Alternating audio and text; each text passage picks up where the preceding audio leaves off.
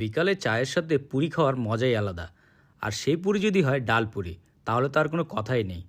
তো আপনাদের জন্য নিয়ে আসলাম ডাল পুরি রেসিপি। তো চলুন রেসিপিটি শুরু করা যাক।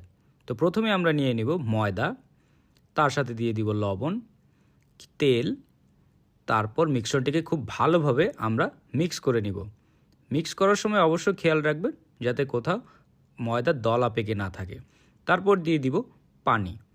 পানি দিয়ে আমরা একটি ডো তৈরি করব। পানি একবারে দিতে হবে না, আস্তে আস্তে পানি দিয়ে আমরা ডোটি তৈরি করব। তো ডোটি অবশ্যই অনেক পাতলা বা অনেক ঘন যাতে না হয়, ডোটি অবশ্যই আমি যেরকমভাবে তৈরি করেছি এমনটি হতে হবে। তো দেখতেই পাচ্ছেন আমার ডোটি তৈরি হয়ে গেছে। তো এখন আমি এটিকে ঢাকনা দিয়ে কিছুক্ষণের জন্য রেস্টে রেখে দেব, 5 মিনিট হলেই হবে। তো এখন আমরা তৈরি করব পুরির ভিতরে ডালের অংশটি। তো প্রথমে আমরা নিয়ে নেব মসুরের ডাল, তারপর দিয়ে দিব পানি। ডালটি আমি আগেই পানিতে ভিজিয়ে রেখে নরম করে নিয়েছিলাম। এখন দিয়ে দিব পেঁয়াজ, তার সাথে দিয়ে দিব আমরা আদা, রসুন, লবণ অবশ্যই দিয়ে দিব স্বাদ মতো। তো আপনারা চাইলে পাউডার ব্যবহার করতে পারেন, আমি এখানে আদা রসুন বাটা দিয়েছি। তো এখন সবগুলো মিশ্রণকে একসাথে ভালোভাবে মিক্স করে নিব।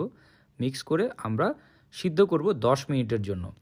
সিদ্ধ হয়ে যাওয়ার পরে আমরা ততক্ষণ পর্যন্ত জাল দিব যতক্ষণ পর্যন্ত এই পানিটা শুকিয়ে না যাচ্ছে। পানিটা যখন শুকিয়ে যাবে তো ডালগুলো ফুলে উঠবে, নরম হয়ে যাবে।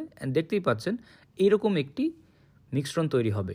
তো তার সাথে আমরা দিয়ে দিব কাঁচামরিচ, ধনিয়া পাতা, সামান্য তেল, তারপর আবার সবগুলো উপকরণকে একসাথে ভালোভাবে মিক্স করে নিব।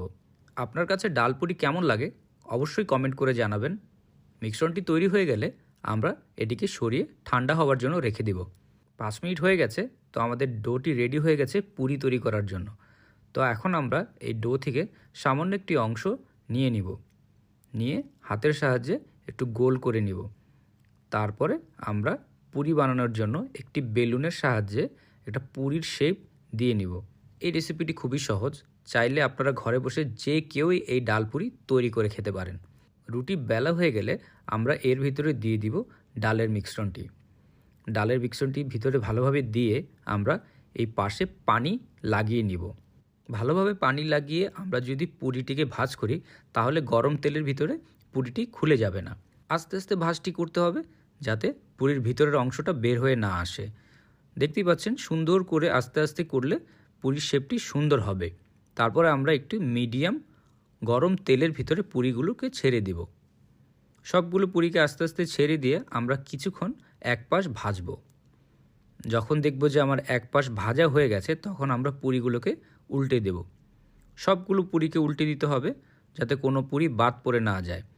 আর আমরা ততক্ষণ পর্যন্তই ভাজবো যতক্ষণ পর্যন্ত এর গায়ের রং ব্রাউন কালার না হয়ে যায়। দেখবেন যাতে বেশি ভাজা না হয়ে যায়, পুড়ে গেলে পুরি খেতে ভালো লাগবে না। তো দেখতেই পাচ্ছেন খুব সহজে আমরা কত সুন্দর ডাল পুরি তৈরি করে ফেললাম। এরকম মজার মজার রেসিপি পেতে অবশ্যই টোস্টেড বাংলা পেজকে লাইক অ্যান্ড ফলো দিয়ে রাখবেন। আর অবশ্যই এরকম মজার খাবার ঘরে তৈরি করে খাবেন। রেসিপিটি যদি আপনাদের ভালো লেগে থাকে তো অবশ্যই লাইক করবেন আর শেয়ার করতে ভুলবেন না। তো সবাই ভালো থাকবেন, সুস্থ থাকবেন।